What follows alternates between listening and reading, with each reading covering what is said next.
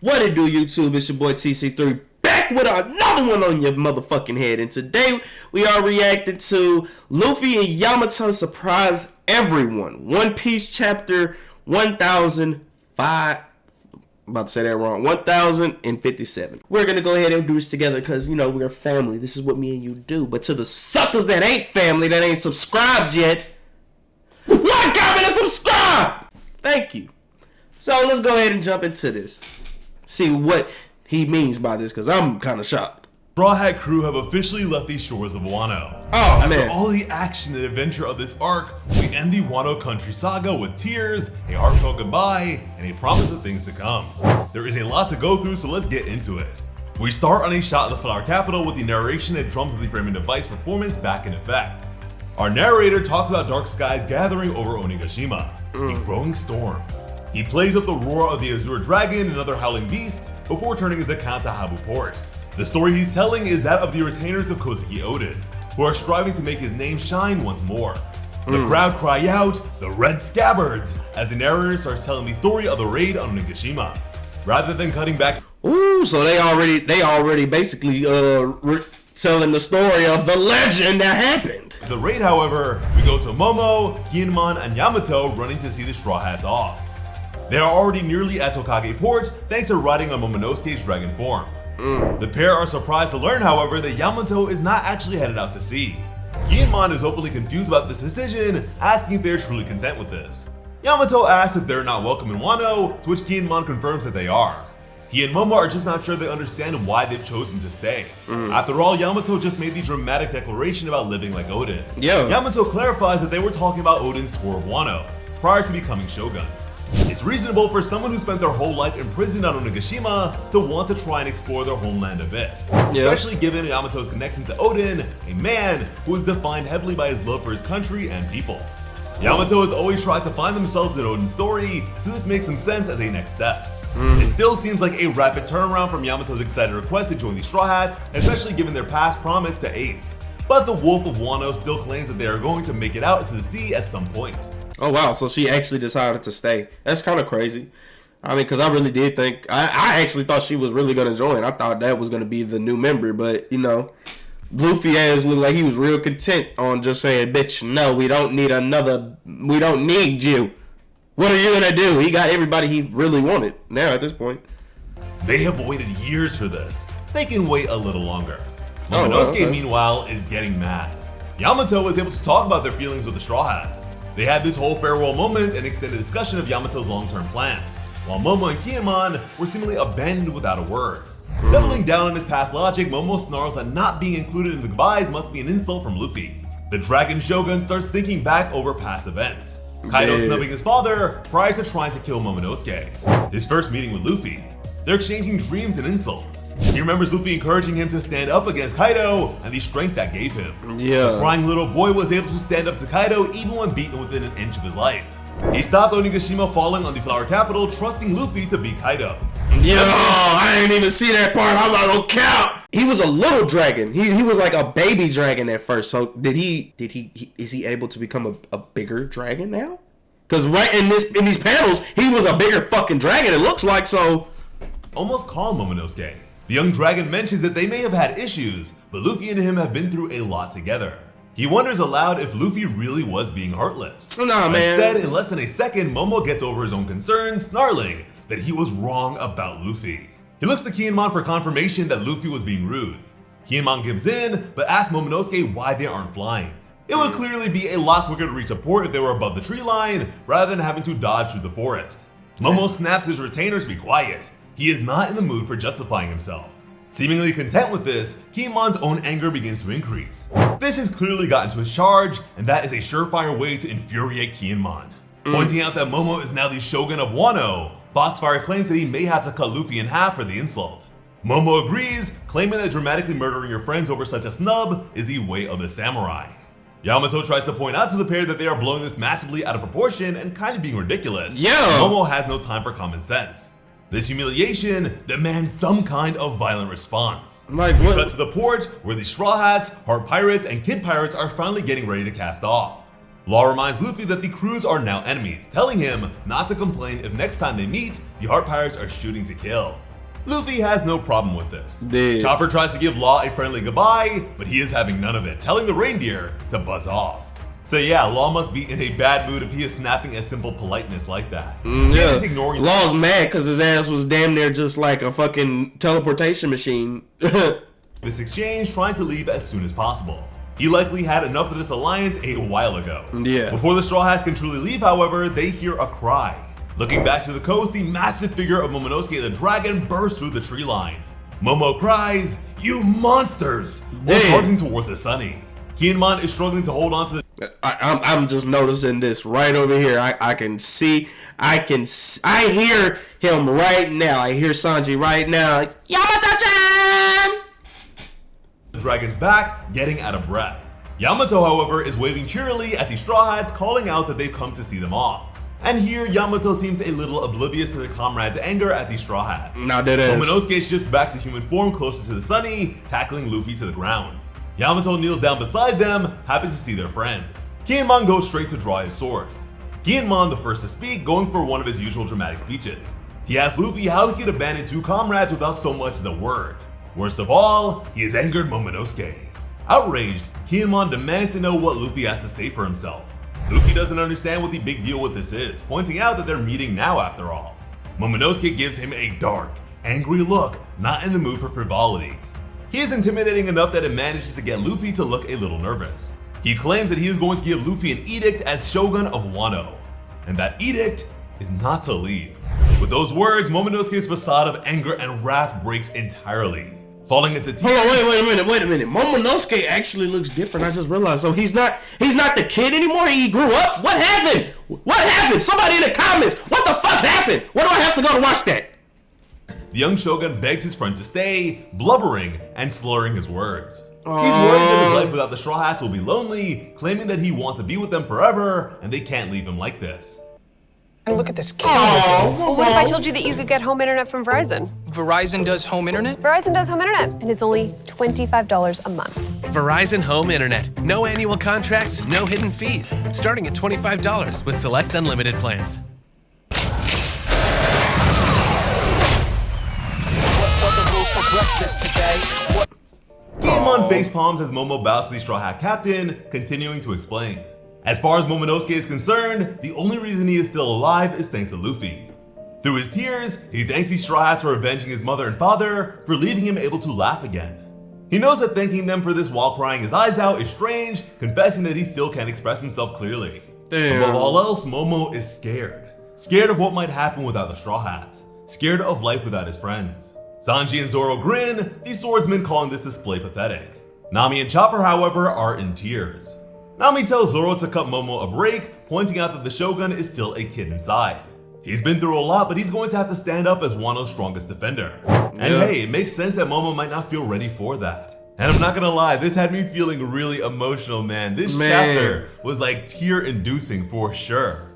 It's just something about One Piece, man. These arcs are so long. I mean, we've been with Kinemon and Momonosuke since the beginning of the New World. We've been with them since Punk Hazard, so to now leave them, oh man, it really does hurt. We've been through so many great ups and downs, but it hurts. Man. Luffy then calls out to Usopp, who was waiting for this. He throws a black package down to Luffy, who drapes it over the still crying Momonosuke.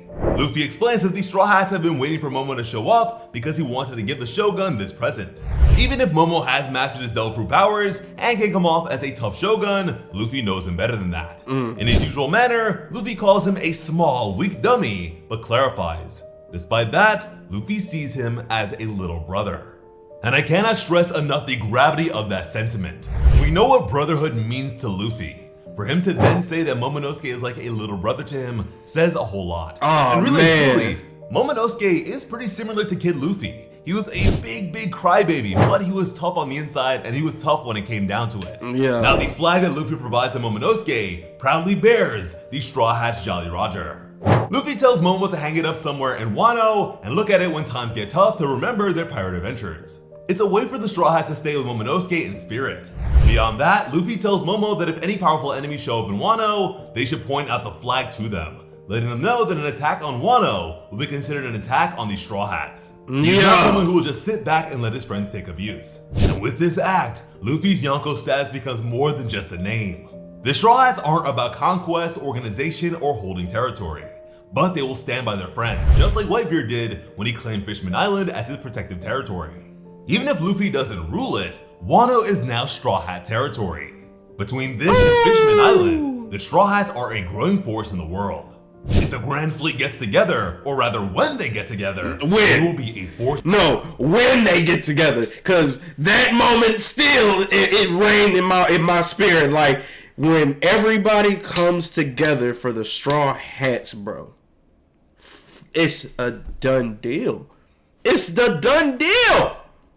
To be reckoned with. Momo asks if flying this flag makes him one of the crew. Luffy is a little circumspect in his answer, giving it to the group instead. Kinemon, Momonosuke, and Yamato all receive the same offer from the Straw Hats captain. If they want to be pirates at any time in the future, Luffy will accept them right away.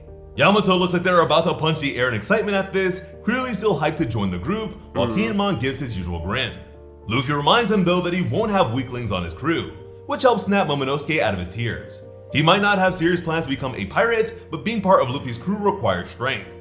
With that, the Sunny set sail, while Kinemon and Yamato wave happily after departing friends. Luffy calls out to Yamato, asking them to take care of Kinemon and Momonosuke. The Oni confirms that they will with an enthusiastic, yeah.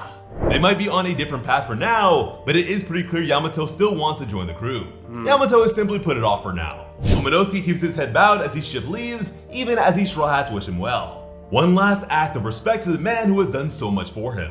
Once the Sunny has left the port, Momo rises to his feet. He turns to Kinemon, looking to make a promise his retainer will witness. One day, he will surpass Kozuki Oden. As much as he respects his father's legacy, the self-conscious and doubting Momo is now aiming to go even higher. Kinemon doesn't doubt that Momonosuke can pull it off for a second, promising with a smile that he will be by the Shogun's side when he reaches that height. Yamato innocently asks if they're talking about Momo surpassing them, which the pair emphatically deny. Bitch! Back aboard the Sunny, Nami gets to navigating. Her plan is to set a course for Hakumai. Specifically, she is aiming for Mogura Port, the one place in Wano that allows ships to leave the country via elevator. Brook and Chopper are greatly relieved.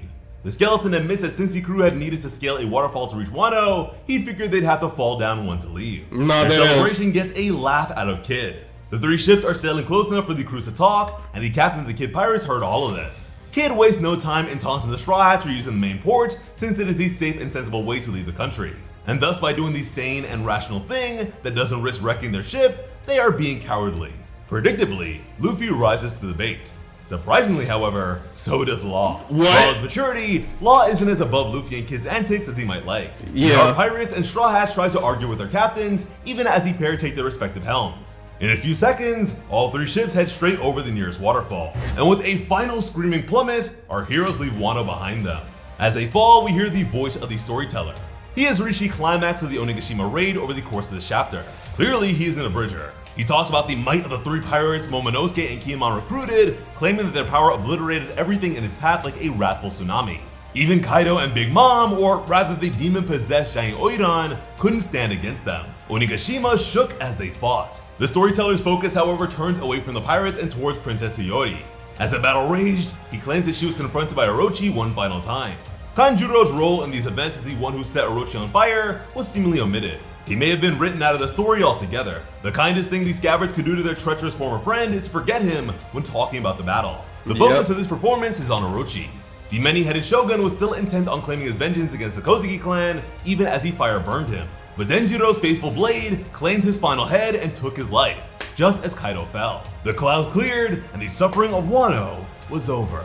Here, though, the storyteller may get into some embellishments, or perhaps just continuations. According to his account, even as the Battle of Onigashima ended, Orochi's burning corpse began to speak. And to be fair to our storyteller, his words sound accurate. He claims that the Kurozumi clan's grudge against the Kozuki clan will not end with his death, that his curse will remain on Wano for generation after generation into eternity. Hiyori, however, is having none of it. She held Orochi's gaze with 20 years worth of torturous memories in her heart. Every cruelty, every petty indulgence of Orochi was still with her. Denjiro claims that she should stay back from Orochi, that even like this he is dangerous. Hiyori, however, brushed his hand away, stepping forward. Looking the tyrant right in the eyes, she delivered a damning message to the man who killed her father and mother. The Kurozumi were born to burn. This is a climax of the storyteller's tale, and the crowd eats it up. They cry out those final words along with him, all too happy to echo Hiyori's condemnation. For everything Wano has suffered at the hands of Orochi and Kaido, now they can celebrate their defeat. There has been suffering, and we can see tears in Hiyori's eyes, but this is vindication. The ultimate victory of Kozuki Oden and the people he wanted so badly to keep safe. From here, the performer's tale moves to the day after the festival. We see Toko happily playing her shamisen, accompanying this final part of the performance as the storyteller covers the reunion we witnessed this chapter. The performer claims that the blood spilt in reviving the Kozuki clan will not be forgotten. Those who sacrifice their lives to this fight will remain, carried by the wind. With that, we conclude the performer's tale of Wano and its renowned samurai with a final glorious group shot of Momonosuke, the surviving Red Scabbards, and Yamato. While it's not the epic reveal some had expected for the final big panel of Wano, it's hard to look at this team and not feel happy for them. They have been to hell and back, but finally, their nation is at peace, and they're going to have a chance to enjoy it. That being said, no Shinobu like Glow for Raizo? Come on, Oda, that's just unfair. Damn. Also, it would have been nice to have seen the fallen Red Scabbards one final time. Omitting Kanjuro makes sense. He was a traitor who almost doomed everything they were trying to do. Yeah, but Doji and Izo both gave their lives in the Battle of Onigashima. We have a general line about the sacrifices of the fallen, yet their names aren't mentioned, and we don't see them in this final image. With that line about the sacrifices and spilled blood, it would have been nice to give the dead Scabbards some kind of final moment. A shot of their graves, or just including a see-through image of the two watching over their fellow Scabbards in this final group shot. We return to Momonosuke, Kinemon, and Yamato as they make it back to the Flower Capital. The storyteller closing out his performance with a few final captioned words. They are on foot now. All urgency and tension from the rush to the port is gone. Momo really does seem to have made his peace with the Straw Hats leaving. He is already eyeing up where they should hang their Straw Hat flag as the curtains finally close on the Wano Country saga. So yeah, we are done. The final caption makes it clear. This is the final curtain of Wano. No room for an Act 4 or 5. Wano is well and truly over. There is a lot to look forward to in the chapters ahead. The brewing war between the world government and Revolutionary Army, new islands to explore, Yamato making good on their promise to join the Straw Hats, plus Teach is out there, and we're getting close to Laugh Tale. With 3 road poneglyphs, the One Piece is in sight, but on the high seas, anything can happen. Where do you think their next voyage will take the Straw Hats? Who do you think they will run into there? Where will Momonosuke hang that flag? Let us know your thoughts down below.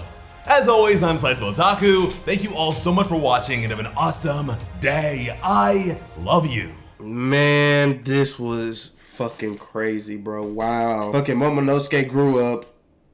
They defeated. We already knew they were going to defeat Kaido and Big Mom, so we ain't got to worry about that. But how Oda writes this stuff, the closing always feels so bittersweet.